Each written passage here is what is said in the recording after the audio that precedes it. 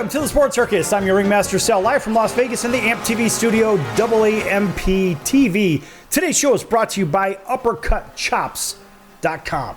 Check out their tasty selection of all-natural, dry-aged USDA Prime Angus and Wagyu steaks and chops. Wait till you taste their best-in-class New York steaks. Of course, the filet mignon and the king of all, those cowboy cut and tomahawk cut ribeyes. Massive ribeyes, best I've ever had. USDA Prime Wagyu. Yes, Wagyu. Say that right, Wagyu. It's unbelievable. The best steak you'll ever have. Hell, even those Angus and Wagyu burgers, all prime, are the best I've ever had. Likely be the best you ever had as well. Give them a call at 702-799-9935, 702-799-9935. Find out what's for dinner at UppercutChops.com and tell them the circus sent you. All right, a big welcome in to everybody listening in on our CBS, NBC, and Fox Sports affiliates and independents from coast to coast. Also, everybody watching on Cox, Comcast, Spectrum, Frontier, Time Warner, and Wow Cable Television, YouTube, Facebook, right? It's kind of like a punch here and a punch there, right? One of those things. And also everybody on Hotel TV in over 600,000 rooms from coast to coast, gaining about 4 million impressions per hour. We're here with a very special guest. Let's let him introduce himself. Go ahead. Hello, Sal. I'm Jay Ramsey, and you may tell you what I do.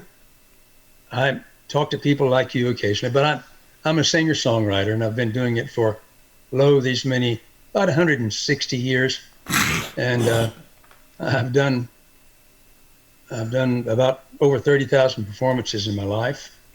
I've got about 130-something songs in movies and TV now.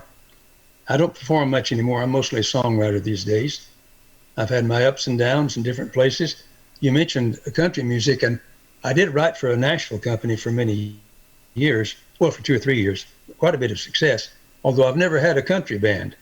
But I played a lot of rock and roll and R&B, and I play anything to keep a band together. You gotta have jobs to keep a good band together, and I've had great band members for 35 years straight. And they're not in jail either. They're not in jail either. I love that. Well, welcome into the show. Look, folks, if you're a regular for the Sports Circus, you realize that sports, entertainment, films, music, you name it, television, film, we do it, rock videos, whatever, we do it. And sometimes we'll have the occasional billionaire business person on, or we'll have a political candidate, which we've had several of those. But more importantly, it's fun variety. We started out doing just sports shows, but we realized that there is a very close connection between sports and music and film and television. So it all kind of goes together. Throw it in a blender, you come up with a really good smoothie. And here we are today talking to a guy that's written for Elvis Presley. Just stop right there. If you haven't done anything in your life except written for Elvis Presley, something tells me you certainly hit the top of the food chain. Well, I appreciate that. It was the biggest song placement of my career, of course. And I got there with sports and music because of my imagination.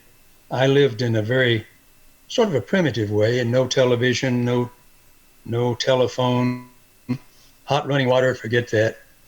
Hey, I didn't even have an indoor bathroom until I went to college. But what I did have was imagination, and I started playing a little music when I was a teenager, and I listened to the Mutual Game of the Day every day on the radio, and that was, so I started playing music and pretending I might be somebody someday, and I kind of wanted to be, it was actually before Vin Scully, but I kind of wanted to be a baseball announcer. And that had a big influence on my life.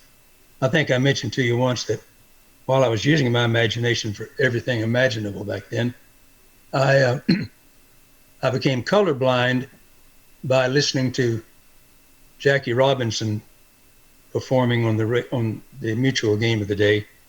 And I didn't know what color he was. And certainly when I found out, I didn't care. And that was a big influence on my life. I grew up in the South, in Texas, where you don't always get that kind of a welcome education. So sports was a big thing to me as well. And then in the 1960s, I went on the road, and I lived on the road, and I played nightclubs all over the United States. And of course, as you know, I eventually started playing Nevada casino lounges. And that's a whole nother ballgame there. And quite frankly, Sal, that's why I've done over 30,000 performances. Because in some of those casino lounges, you did 4 sets a night, 5 sets a night. I've done 6 sets a night, and I don't want to ever do that again. Well, you know, what I find interesting is the lounge side of things is a very, very, very tough road. No question. I had a cousin. His name was Patrick, same last name. Patrick played the Gold Coast quite a bit back in the early 1990s. And then I think about the early 1990s, and of course, 2 locals come to mind. And of course, I know you know who both of them are, and that's Cookie Jar and the Crumbs, and also Earl Turner. Oh, yeah. Yeah, I worked with Cook a lot at the Maxim. The Maxim was a real good lounge in the 80s and so forth. I don't think I've ever worked with Earl, but certainly a big talent and one of the shining stars of our lounge performers. And I haven't seen Cookie in quite a while. I hope he's doing all right. Yeah, you know, a couple of people that I know around town are, I guess they're in contact with him. But the good news is that you can make a pretty good living if you have a pretty big following. You'll be working a lot. But let's face it, a lot of those lounge acts today in Las Vegas are sort of going away, and you've got to find like a cabaret kind of a place, even like a Bootleggers, right? Bootleggers will have that kind of thing, right? But you don't see that sort of thing. If I'm not mistaken, I believe Pia Zadora still plays at Piro's, the Italian restaurant over across from the convention center. She's been there forever. And I had a funny story about Pia and her husband one time. In fact, I went in to go see Bill Fain over at the Bootleggers, and myself and the person I went with, we were the first people there. And Bill came on at 7:00, and we were the only 2 people there, right? Yeah. And so we just sat right in the middle table and whatnot. And it happened that people started filing in a little bit later. But we had already been there for half an hour, having a couple drinks, doing what we do. And then I didn't know where I was at, other than the fact that I know I was in Bootleggers. And Bill was doing his thing. I'm like, geez, where the heck is everybody? Nobody's here. Nonetheless, it happened that I was sitting at Pia's table. Yes, I was sitting at Pia Zadora's table. And so she and her husband said, oh, this is our table. I said, yeah, not today. There's a table right over there. I've been sitting here. I showed the artist the respect of being here on time. Yeah. Shame on you for not being here on time, if you know what I mean. And that's a big thing. You do have to. When you start playing those lounges, our band had been playing marvelous nightclubs and supper clubs, and we opened for some big stars, the Beach Boys, and worked with a lot of huge stars. But when you start working the lounges, you need to kind of check your ego at the door, because that's kind of the way that rocks these days. Well, and by the way, rest in peace, Bill Fain. Bill Fain, exactly. I was just going to say the same thing. And Bill is an amazing talent, but I think for all those people that go to these lounge acts, especially if your friends are coming to support you, show them the common courtesy of being on time. Just like being at the train station. The train's not going to wait for you. No, just be on time. The airplane's not going to wait for you. Be on time. Show a little respect. And I think that goes a long way. And that's a community-wide thing, but it's also a life thing. If somebody invites you to something, be a good human and be on time. Yeah, that'd be a good idea. Well, I may go back to playing the lounges. Now that you've said that, I may go back to playing the lounges, just because they know it. They said we've taught them something now, brother. That's right. Be on time. That's right. And look, there's nothing worse than being late for something. Leave 5 minutes early. Just don't be there late. Right. I can't stand going to a ball game. I went to a baseball game recently, and I went with some family members. And of course, I'm on time. I'm perpetually on time. There's nothing worse, again, right? When you're doing television and radio, you have to be there, especially if it's live. You have to be there no matter what. And they show up in the third inning, yes. The third inning, they're like, oh, well, wait a minute. Well, that's okay. They're still playing. I'm like, we've already missed 5 runs scored in the game. We've missed 3 home runs. Like, this is ridiculous. And then leaving early on top of it. I mean, that's just a typical LA crowd. I don't do well with this idea of arriving late. There's no fashionably late to an event. Either you're going to go or you're not going to go, right or wrong. Well, the lounges didn't respect that much. The lounges are one thing, and we worked, when I came out of retirement, we worked the Bootlegger, but it has a showroom in the back. And showroom in the back, you've got a maitre d's, people pay money. The lounges, there's no cover charge. Everyone expects a little less. I wish it was as cool as yours, but we gotta be on time. I know. Jay, I want you to hold that thought. When we come back from break, I want you to expand a little bit more about that, because there's a lot going on here, folks. And if you don't know, when you go to a lounge act, show respect to the act itself. All right, back here in a few minutes with Jay Ramsey in just a few minutes here on the Sports Circus. Lots more to come. Don't go anywhere.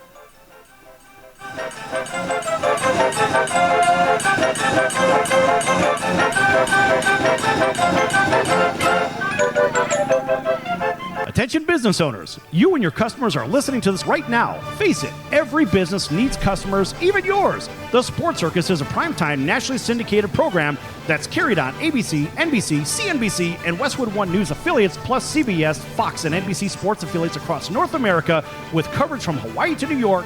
Also, the Sports Circus is available to the 180 million subscribers on iHeartRadio, and the Sports Circus gets about 4 million website visitors per month, which could click through your website and bring sales. The Sports Circus provides great content featuring celebrity guests from sports and entertainment to our audience every weekday, which your company could greatly benefit from by increasing your visibility, foot traffic, eyeballs to your website, and calls from potential customers. Call us right now at 702-799-9935. Again, 702-799-9935. Or email us at info@thesportscircus.com. That's info@thesportscircus.com. Drive your sales today by advertising with the Sports Circus. AMP, the multi-format network, is here to help create, produce, distribute, and sell your content. For more information, send a message to info@aamp.tv. That's info@aamp.tv. Are you a small business owner or pursuing the dream of starting your own company? Do you know where to start or how to grow that existing business? The American Business Trust Company has the answers you need. The American Business Trust Company can help you with startup capital, business strategy, sales and marketing, and establishing your company with a physical location or on the internet. You decide. You bring the idea, the American Business Trust Company can help with the rest. For a free evaluation, you may visit them online at abtrustco.com. That's abtrustco.com, or call them at 657-600-1876. That's the American Business Trust Company, 657-600-1876. Call them today. They can help your business right away. That's the sound of sizzling, dry-aged USDA Prime Wagyu and Angus steaks from UppercutChops.com. Their best-in-class filet mignons, New York steaks, and the king of all steaks, the tomahawk and cowboy cut ribeyes, are the best in the business. Even their Prime Wagyu burgers will likely be the best you've ever had. Browse the full selection of steaks and chops at UppercutChops.com from the comfort of your home or on your mobile device. UppercutChops.com delivers all-natural, dry-aged USDA Prime Wagyu and Angus steaks and chops directly to your door, without the hassle of going to the grocery store and fight crowds to pick from a small selection of average at best meats with injected steroids, fillers, and coloring added to look good. Find out what's for dinner at UppercutChops.com or call 702-799-9935. That's 702-799-9935. 702-799-9935. Or make your selection directly at UppercutChops.com. You're listening to the Sports Circus, and I'm Mike Golick.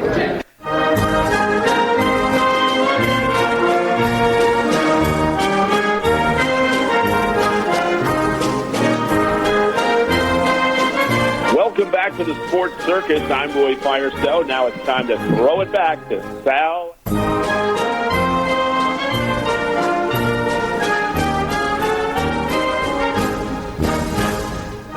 Welcome back to the Sports Circus. I'm your Ringmaster Sal, live from Las Vegas in the AMP TV studio, AAMP TV. This segment brought to you in part by the American Business Trust Company. Check them out for business funding, strategy, sales and marketing, capital resources, and of course, establishing your company with a physical location or on the internet, you decide. info@abtrustco.com. info@abtrustco.com, the American Business Trust Company.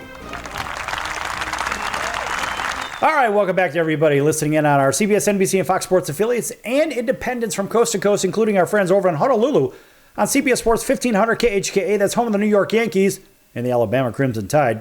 Welcome into everybody over in sunny Southern California that may be listening in with our friends over on NBC News and CNBC Financial right here in Las Vegas, KJPT Jackpot Radio and KVGK 97.9 FM, as well as all the way over in Southwest Florida, WBGY, and of course, that's out of Marco Island, that whole beautiful area out there. Folks, if you've never been over there, you need to check it out. Also, WDJY 99.1 FM, WAUD over in Auburn, Alabama, as well. That's home of the Atlanta Braves, and a whole bunch of others from coast to coast. Everybody at Comcast, Spectrum Frontier, Time Warner, Wow Cable TV, and Hotel TV in over 600,000 rooms from coast to coast. Back here with Jay Ramsey, and Jay is a very, very accomplished singer, guitarist, musical producer. He's done it all for film, for TV. We're going to get to that. Songwriter for Elvis, Roy Clark, Conway Twitty, and a whole bunch of other, and one hell of a lounge act in Las Vegas. And you know what? I'd like to talk a little bit more about the lounge scene. What does that look like? Because old Vegas, for the people that come to Vegas now versus 20, 30, 40, 50, 60 years ago, it's a very different Las Vegas as far as the entertainment scene, and certainly as far as the way, the money is spent. Show me the money!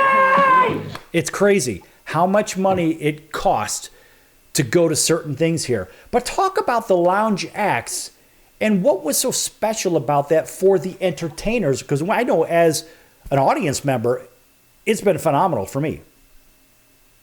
Primarily, the thing that I would consider mentioning first about the money is that after I was in a band called Expression I was a founding member with some others, 15 years. Then I took a year off to write. Then I started the Jay Ramsey Band, and I did that for 18 years. So I played a lot of lounges, and that particular scene is long gone. Now I made enough money to pay my people well enough that we had careers for all those years, but that's gone, because back then I worked 6 nights a week and do however many shows, 3, 4, 5 shows a night. And that was week in and week out. I worked 45 weeks a year at least most of the time. But that began to fade, and now then it's totally different. However, I recently wrote something on Facebook about this. I think we have to accept that there's been a lot of change. No longer can people walk into just any casino and hear a lounge act playing somewhere. That used to be almost everywhere, and that's gone. But I have peers in town right now who are working very hard in what is definitely a new situation. And when I wrote about it, I mentioned that the jazz scene is pretty big right now. There are quite a bit of independent clubs outside of casinos, and there's some really good talent working those, but they're working maybe 1 or 2 nights a week here and 1 night a week somewhere else. So it is totally different than when I had a band that worked all the time for decades. I guess those days are gone forever. But when I came out of the clubs and working with all those, I mentioned opening for some like the Beach Boys, and I worked with the Four Seasons and Glenn Campbell and on and on and on, Count Basie.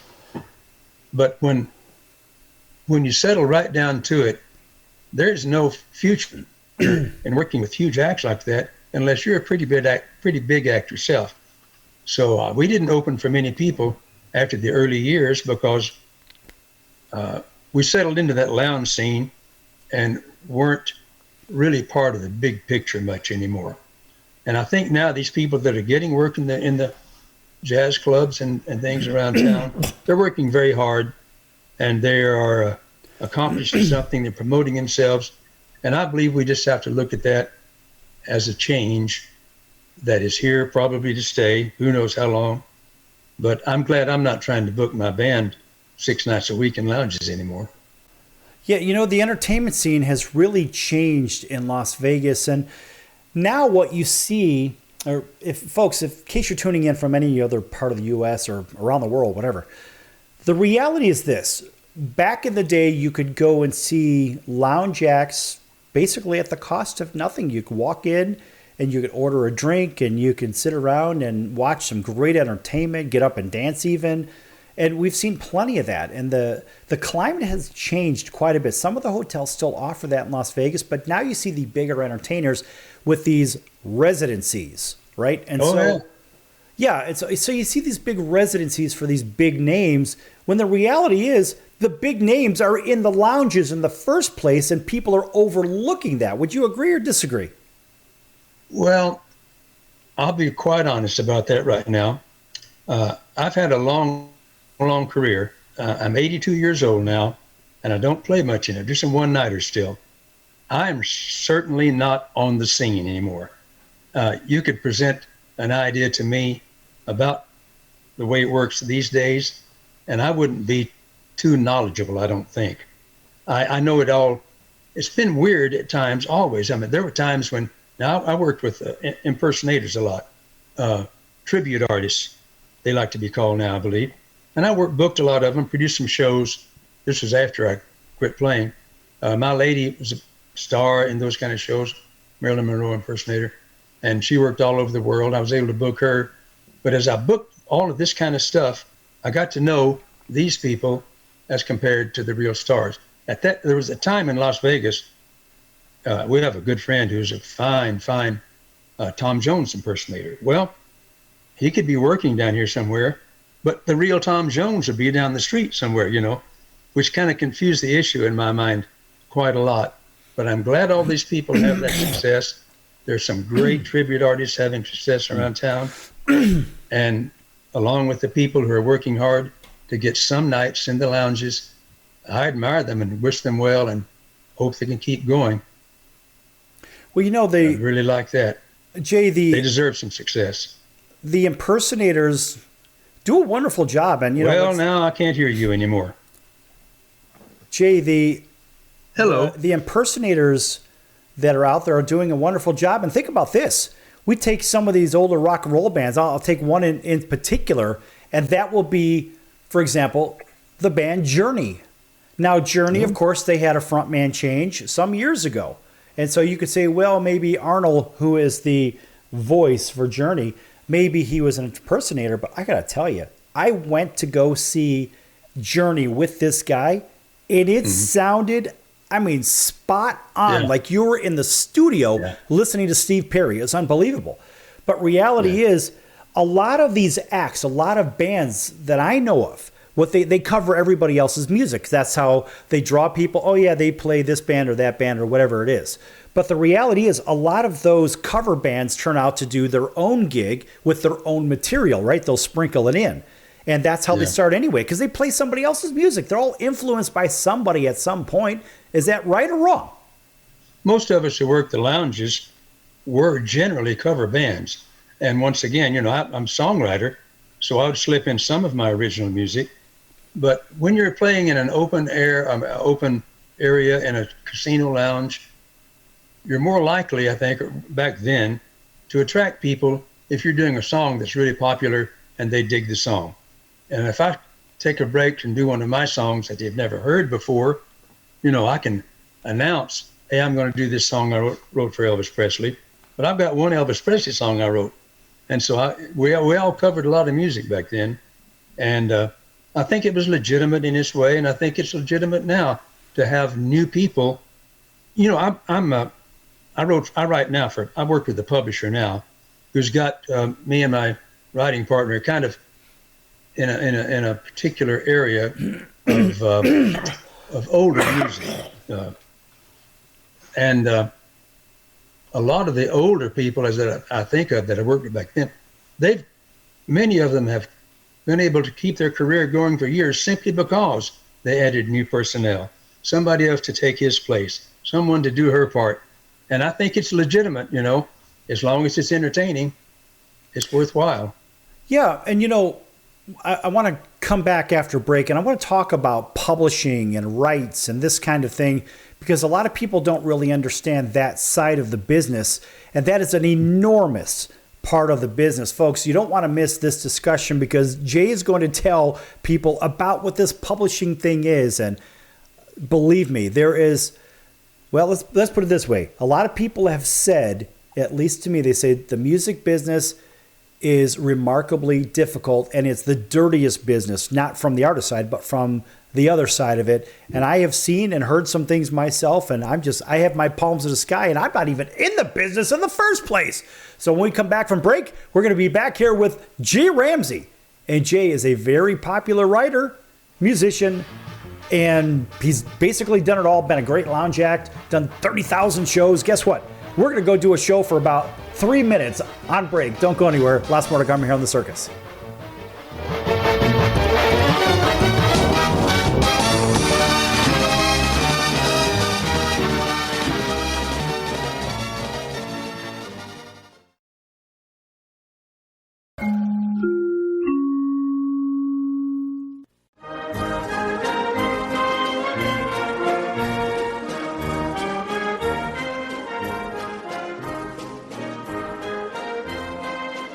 Welcome back to the Sports Circus. I'm Roy Firestone. Now it's time to throw it back to Sal. My favorite one had to do with the Green Bay Packers. And I love the fact that they dealt off Ty Montgomery because of a blown assignment. Green Bay isn't Green Bay unless they have a good running game. Then they can win 10 Super Bowls. The fact is, you don't have a running game. You've got 70% passing, and that's not where Aaron Rodgers needs to be. He needs to be in a position where he's got a running game to offset the passing game and so forth. I like the move. Green Bay didn't have a running game anyway, so all they're doing is saying, we're going to get rid of you because you don't follow instructions. Well, he made one of the most boneheaded plays I've ever seen. There's 2 minutes and 5 seconds on the clock. They traded him on Tuesday. They should have cut him on Sunday night. He shouldn't have been on the plane back to Green Bay. Right, they should have made him walk back to Green Bay. No, it was a terrible play. Now, he's not a stupid guy. He went to Stanford. Really? He's not a dumb guy. He's not a dumb guy, but he doesn't follow instructions. He made a terrible play. The fact is he didn't follow instructions. And you say he's not a dumb guy. His own agenda he put ahead of his team. I agree. Thus, he is a dumb guy. Right or wrong? Wrong. He just got selfish. You're not going to convince me that a guy from Stanford's a dum-dum. No!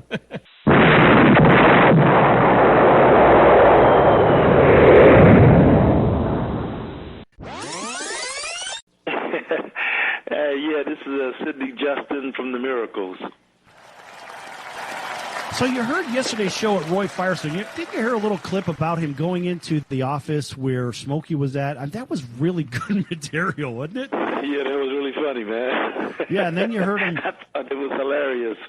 It was cool, though. It was cool. Really cool story, man. I enjoyed listening to that. Right, and then he gave a couple of bars. Can you give us a couple of more from Ooh Baby Baby? And let's see if you could do it better than Roy Firestone. Come on, man! All right, you know what? Why not? I did you wrong. My heart ran out to play. But in the game, I lost you. What a price to pay. Hey, I'm crying. Ooh, baby, baby. How's that, man? That's Is that incredible. okay? Is that good enough? That's incredible. Fantastic. You know why? Because that's what you do. You're in the incredible business, Sid. That's awesome. Yes. Only at the Sports Circus. You're going to get sports. You get music.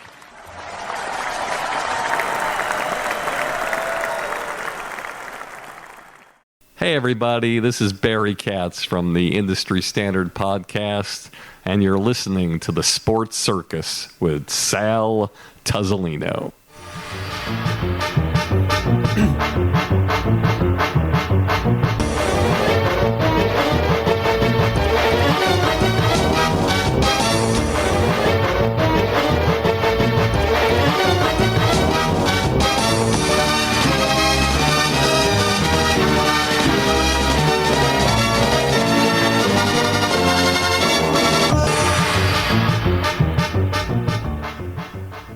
Welcome back to the Sports Circus. I'm your Ringmaster Sal, live from Las Vegas in the AMP TV studio, AAMP TV.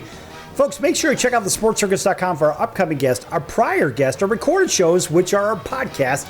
We don't fix anything in the mix. Whatever's out there, it's out there to get sent out to all radio stations at all different times of the day. You can hear us all over the place. And also, if you want to listen to our shows in their entirety, in case you missed them, you can go to any of your favorite podcast platform, Spotify, Apple, Google, Amazon, Audible, you name it, we're there. You can't get away from us. Also, make sure to check out the partners page. One of those partners has been with us for a very, very long time is the College of Southern Nevada Athletics. CSNCoyotes.com for upcoming games and events. That's CSNCoyotes.com for the College of Southern Nevada Athletics. And of course, they get the super applause because they've been with us for a very, very long time. In fact, since the beginning of the Sports Circus many years ago, thousands of shows ago. It's funny, I can actually say thousands of shows ago, if you know what I mean. It's kind of humorous, but you know. I can't imagine doing so many of these. But nonetheless, we are here with a very special guest. And of course, Jay's going to reintroduce himself for everybody just tuning in right now. Well, I'm Jay Ramsey. I'm singer, songwriter, father, family man, if I'm lucky enough. And I guess that's about it. I still perform some one-nighters in Vegas and Dallas, and I still like to perform some. Jay, you left off Tank Commander. Well, you know, I'm just kind of embarrassed about my military career. I shouldn't have done some of the things I did, and that statement kind of crosses all aspects of my life. I should not have done some of the things I did, but you know, the military, I'm just nonviolent, really. Well, what I meant by that, it's live, folks, anything can happen. What I meant by that is basically the guy that has everything going on at one time, and you're gonna address this issue, then that issue, then this issue. A tank commander, as I see it, is kind of like the ultimate captain of the ship, so to say, but of the tank, right? So you're basically running everything. But I have to make sense about that then instead. Yeah. I'm ready to go. I know some things. No telling what I might know. Well, I tell you one thing, hold that thought, because one thing you do know, and that is about publishing. In the last segment, we talked a little bit about publishing, and I want you to explain first, what is publishing? What are publishing rights? What goes into writing a song, protecting the song, distributing the song, et cetera, et cetera? Okay, song publishing is what we're talking about. And I have a lot of experience in the way I do it, but the way I do it is not necessarily the way it's always done. First of all, I've depended my whole career, actually back in the days of Tin Pan Alley, way back in song publishing. Typically, the song, here's 100% of the song. The songwriter keeps 50% of it no matter what. That's his royalty. But the publisher also gets 50%. So generally, that's the way it started, and that's the way it still is in a lot of cases. Now, I've always depended on a music publisher to place my songs. I'm not real aggressive, and I'm not terribly ambitious. So the publisher is important to me to place my songs. And now I'm with Fervor Records, and they've placed the 130 placements in movies and television. I haven't knocked on any doors regarding that. I've had no part of all those songs being placed in movies and TV. I couldn't do that. Throughout the years, if you become a big star, now Neil Diamond and people like that, they have their own publishing company if they want it. And in that case, they get 100% of the royalties. But in my case, I'm not Neil Diamond, and I have to have help. I have to have publishing help. And I've always pretty much had that. The problem historically goes way back to my favorite music, perhaps the blues music. Particularly, I got very involved in listening to race music. I finally found it. I was able, when I was early teens, I finally found a place. You know, I mentioned I lived out in the sticks. I didn't have a television. but I could finally tune in a station out of Dallas for a couple of hours each day. It was called KNOK. It's called a race station, and they played black music, blues, old R&B, and I loved it, and I still do. Those artists back then, I'm talking, this is in the 50s. So many of those people came from the South. You know, they were Mississippi blues artists, East Texas. They had no representation, and the publishers and the record companies cheated them. They took, and gave very little for many years to those artists. I think now it's much, much better. I don't feel like I'm being cheated out of any royalties. But the publisher is very key to me, and I think to many, many artists. They have the connection to NBC and CBS and all of those places that I don't have. So, yeah, the publishers and the record company, I think have both done a really rotten job in days past. I think they would just get a blues artist a record deal, their own label probably, and they just managed to keep most of the money. Some people have done a lot to try to take those people to task over the years, and it's a lot better now. I'm sure of that. Do you have a song you want to publish? Me personally, no. But I know people that have had their battles with publishers and labels, right. And now you get these 360 deals, which, as I see it, for the most part, they're not very good for artists. But that's a whole nother discussion. And I bring up the publishing because people I know that have had really, really difficult battles with ownership of the music rights. Maybe I want to play their music on the program. Well, wait a minute. We can't do that. Now we've got an ASCAP and a BMI issue that comes along with that. And that's a whole nother discussion that we don't have time for today. We can certainly do that in another time. But the reality is the ownership of that music in its entirety, the revenue stream that comes with it, is a very bumpy road. And I think that's being nice about the road that's traveled for ownership. There are artists today that we know about that have been accused of stealing music. Ed Sheeran, is that his name? Just one. He was being sued by the heirs of some song years ago. And I mentioned this on Facebook too. I talked about this because it's a kind of a scary thing when an artist who knows a lot about music and it's his life has to sit before a judge and maybe 12 jurors who know nothing about music. And it scares the hell out of me because, that could go bad. It turned out well for him, and I think it was a good lesson for those who are just trying to squeeze too much out of the artist. But I've never had a problem. Now, when I was writing for a Nashville publisher, and that's when I had some of my best success with Elvis and those Nashville artists, Conway Twitty and Roy Clark and a bunch more.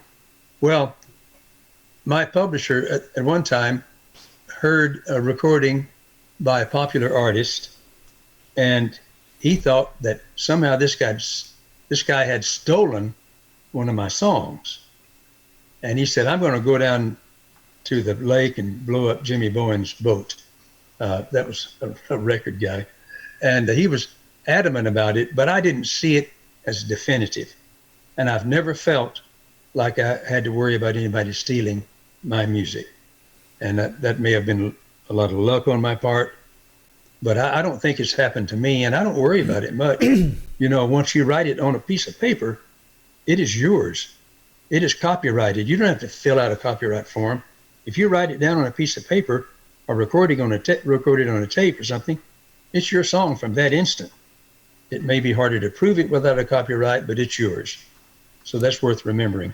Right. I think a lot of people miss that, but I can tell you with a legal background myself, it's what you can prove. And that's the problem here in our last minute of the segment. So a lot of times when you have somebody say, well, wait a minute, I didn't sample their music, I didn't take this riff from this person or or this bridge from that person. The reality is you have to prove it. And if you can't prove it in today's legal system, because there's so much money involved in every aspect of this, it's crazy. From your music being scored in this film or that form, whatever it is. The reality is there's money involved in every aspect of this. Take 10 seconds, talk about that, and let's go to break. Well, even today, right now, I know of a song that I wrote to sing that is in a commercial. I'm not making a dime off of it. I'd have to get a lawyer. I have a song that's in a dating site. I can't battle that little stuff, you know. Right. Well, the reality is, folks, there's a lot to discuss. There's tons to unpack. We don't have enough time for that. Maybe we'll touch on it in the next segment and have some fun in the final segment here on the Sports Circus. Make sure you stay tuned. Lots more to come here with Jay Ramsey, singer, songwriter. Yes, written for Elvis, Roy Clark, Conway Twitty, and of course, the Jay Ramsey Band as well. Probably seen him in lounge acts all over Las Vegas, about 30,000 of them. Back here with him in just a few minutes. Don't go anywhere.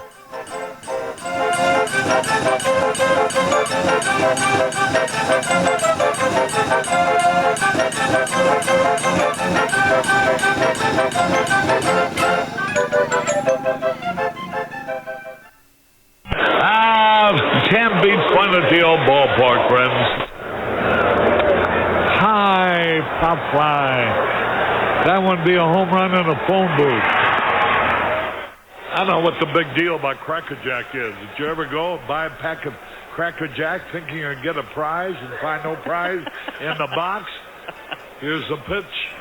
That might not sound important to some people, but when you're a little kid, especially from humble origin, and they cheat you out of a prize, there's a bouncing ball.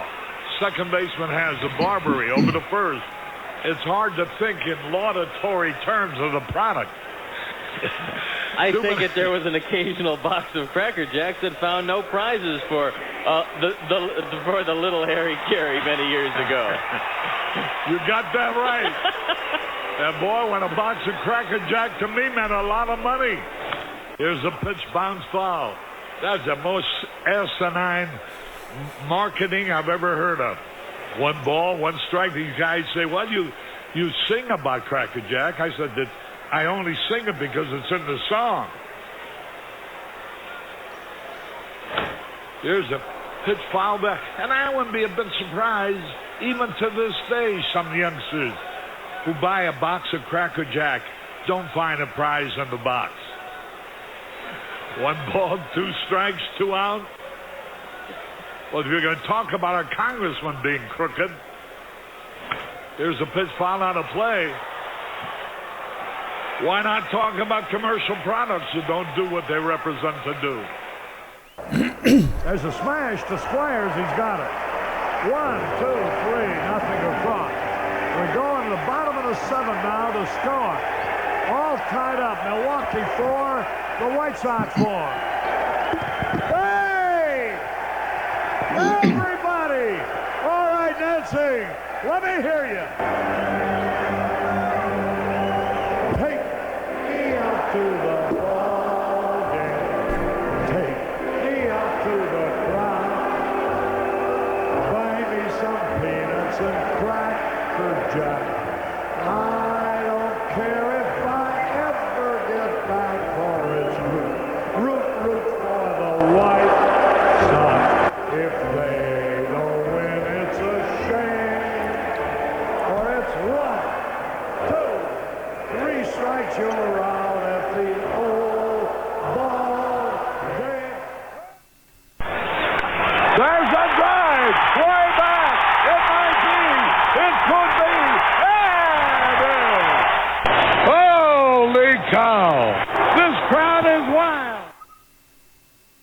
Hey, this is Tommy John, and you're listening to the Sports Circus.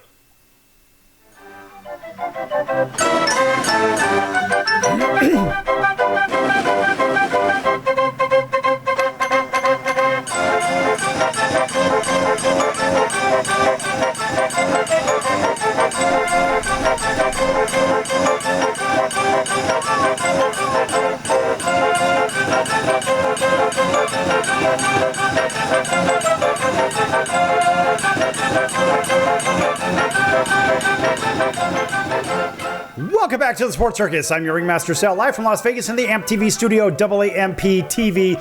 Big welcome back to everybody listening in on our CBS, NBC, and Fox Sports affiliates from coast to coast, all of our independents. Also, everybody watching on YouTube and Facebook, thanks for joining us, as well as those on Cox, Comcast, Spectrum, Frontier, Time Warner, and Wild Cable TV affiliates, and Hotel TV in over 600,000 rooms from coast to coast, gaining about 4 million impressions per hour. That's an enormous amount. And folks, by the way, we want to welcome back our very special guest, and that's Jay Ramsey, singer, songwriter, guitarist. He's done it all. He's written for some pretty popular people like Elvis, right? Remember Elvis Presley? Remember that guy? I remember him. Yeah, I remember that guy. Okay. And also Roy Clark. Roy Clark. Yeah. I remember Roy Clark and Hee Haw. I loved Hee Haw. Hee Haw was one of those shows. The family gathered around the TV to watch Hee Haw in the same way they did with Happy Days. He did one of my songs on Hee Haw. Is that right? Yeah, he did. It was quite another big thrill for me to see him do that. Song called Lord Let It Rain. I have a Hee Haw t-shirt. I still have one. And I have to say, it's one of my favorite t-shirts. He was a nice guy. He invited me up. My band was playing in Reno somewhere, and he was appearing at the main room at Harrah's in Reno. And he said, Jay, come up. I'll play you your song that I just recorded. So I went up to his room at the top of the hotel, and he had a record player, and he had the album there. And he played my song. Of course, I was thrilled to hear it. And he apologized to me for not doing a better job on my song. That's the kind of guy Roy was, a good guy. You know, I heard stories like that from Wayne Newton, the great Wayne Newton, right here in Las Vegas. Of course, Wayne always gets a round of applause. And I heard stories about that Wayne has a really cool show here in Las Vegas. It's over at the Flamingo. And the guy's, in his 80s, and he's still doing it. I didn't know he plays so many instruments. I really didn't know a lot except what was portrayed about him in the industry, so to say. But as consumers of music and entertainment, we don't really know. But boy, talk about a tough road. And the reason I thought of Wayne Newton is because he had an interesting story about Harrah's and getting a big break and all this other stuff. And he's just an amazing talent. Like yourself, you've been in the rodeo for a lot of years. How many years, Jay, have you been in the music business? Well, pardon me, I have to do this. I started playing guitar when I got my dad's big old Gibson. He finally let me have his guitar. And I was about 13, I guess. Wow. And he gave me about, he taught me 4 or 5 chords. Unfortunately, that was the last music lesson I've ever had. I'm totally unschooled. But I played, I went on the road professionally with our band in 1964, but I'd already played shows. I was on a show in Pontchartrain Beach in New Orleans, 100,000 people outside. I've been some big audiences. The big tall building in Dallas, I can't think of names. Anyway, I played for a lot of people with that. But I went on the road in 1964, and I will say right now, I've never made a dime outside of entertainment since 1964. I have no dimes, but anyway, Roy Clark was a cool guy and really good to me. Elvis was, I met him very briefly, but his people were very good to me. And Conway was really nice to me, and a lot of other recording artists. I did a lot of time in Nashville recording studios of my own music, and just lovely people. Songwriting is scary because it's as hard as anything. It's like being an actor in Hollywood or something, There's just not enough room at the top. Not enough room at the top. And I remember going to Nashville to pitch my songs, and I had my little cassettes in a paper bag or something, and I'm walking up and down Music Row, knocking on doors, and you just don't know what to expect. On that particular trip, I played my songs for the Welk Group. Lawrence Welk had a huge, big publishing company. And I played a song. I've written a lot of songs that are a little bit graphic, but I played a song for the A&R guy, and he said, let me get the boss. And he came out and said, son, you got $1 million seller on this one particular song. And it was kind of a graphic song. But he said, son, you got $1 million seller. So I knew who the guy was, and he's an important guy. He had given me the 5-figure advance to sign with BMI when he was with BMI. Anyway, so I'm pretty excited about this. But then I walked down to my next appointment, just down Music Row, and there's a woman who's the A&R man at Elektra Records. And she basically said, son, radio's not going to play that song. So as a songwriter, you go from way up here to way down here very quickly, and you never know if you're going to get a break, and if you get a break, if it's going to make any difference. But I've enjoyed songwriting ever since my dad gave me that guitar, and I started learning some chords, and I went down in the storm cellar, which had a wonderful reverb sound, and I played my guitar and sang and wrote my first songs down there.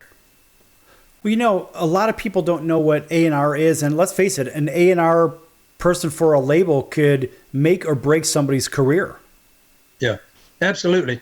It's an old term. It stands for artists and repertoire, but they still use that term, I believe. They do. Pretty much, and it is the guy that opens the door for you if he likes what he hears. Now, I've sat down back then. My music that I'm having success with, by the way, on movies and television, is mostly what's called vintage music. So a lot of my old music is being successful. But at that time, you'd go in and you'd hand your little cassette to a guy, the A&R guy, and he might play about 10 seconds of it and go into the next song. And you go, oh my God, I thought that was a dandy. But you know, you just, like I say, you got to really check your ego at the door. But then eventually may sound one, hear one that he sounds good about, feels good about, and you have a little success maybe. That's how I got a lot of my songs placed. The Elvis song, I didn't go through those channels, but anyway, it's a chore to try to be a music star. Well, Jay, about the A&R people, I want to touch on this for a minute because sometimes as an artist, right, you would think maybe, hey, this is a slam dunk hit, and they shrug their shoulders and move on to the next one, and then they move on to basically something that would be maybe a B-side, but that turns out to be a smash hit. It can be, yeah. The different segments of the entertainment industry, that will affect your song sometime. As an example, now I've got a lot of songs in movies and television. Generally, they don't want to hear a long intro, musical intro. They want to get right to pretty much the hook, because that hook may have something to do with the scene in the movie or something like that. So that's a new little twist that I never faced before I started writing for music and TV. But it is very subjective when somebody listens to a new song and you're just sitting on the edge of your seat hoping for the best. Different labels are looking for different things. I'm talking in the old days.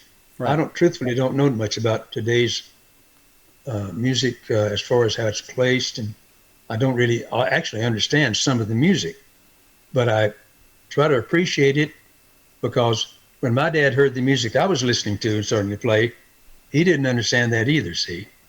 So when he heard me listening to Ray Charles and loving it, he didn't know what to think about it, see? He finally liked Elvis because of some of the ballads Elvis finally recorded. But it was then and it's now, and I'm just somewhere in the middle. Well, the fact is that you were in the middle of it here in our last couple of minutes of the program. Look, Jay, you've done so much, and you've touched the lives of so many people with your music, whether you're singing it, whether you're writing it. The reality is you have been out there and you've done things that other people only dream about. Take a minute or two and tell everybody how to follow you and where to find your music and what you're up to right now, what you're working on, not at this very second, because obviously you're with us. Well, needless to say, but take a little bit of time and talk a little bit about that. Well, right now, things are a bit slow because I'm focusing mostly on movies and television. The writer's strike is slowing things down. The actors are threatening to join the writer's strike in Hollywood, so that will slow things down a little bit more. But I am able to, there's a certain segment that likes the music that I write, and it's been published. I have songs on YouTube. My publisher put many songs on YouTube. You can just go to Jay Ramsey and you'll hear the Elvis song there. And a lot of songs, there's some songs my publisher put up there that I wish I could take down. But there's a good segment of my music on YouTube. And I have 3 albums available on the Fervor Records site, FERVOR. And there's going to be other places, I hope. I plan to keep placing music out there. And I want everybody to remember one thing, whether it's then or now or in between, it all starts with the song.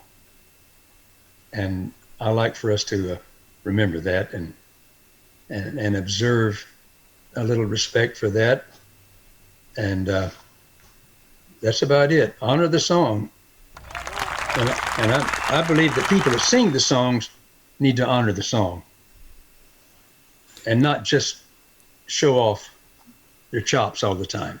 Right. Well, you know, the funny thing is here, look, folks, if you want to go back and listen to this program, which you really should, in case you tuned in a little bit late, go to thesportscircus.com and find today's date, find today's show, and you'll see Jay Ramsey right there as the featured guest. You don't want to miss any part of this one. So maybe you want to hear it again, go back and listen to it again. Pick your favorite, whether it's Spotify, iHeartRadio, or Google, or Audible, or Amazon, or whatever. We're all over the place. You can't get away from us. But Jay, we want to thank you for joining the circus today, and welcome. And I hope you enjoyed your time under the big top, that is. I did indeed. Thank you, Sal. Appreciate you. Oh, that's good stuff. And folks, we're going to be back here on your favorite station, in about 23 hours. So for Jay Ramsey, singer, songwriter for Elvis, Roy Clark, Conway Twitty, and a whole bunch of others, music and films and commercials and whatnot, I'm your Ringmaster Sal, and we'll see you next time right here on your favorite station. Until then, so long, everyone.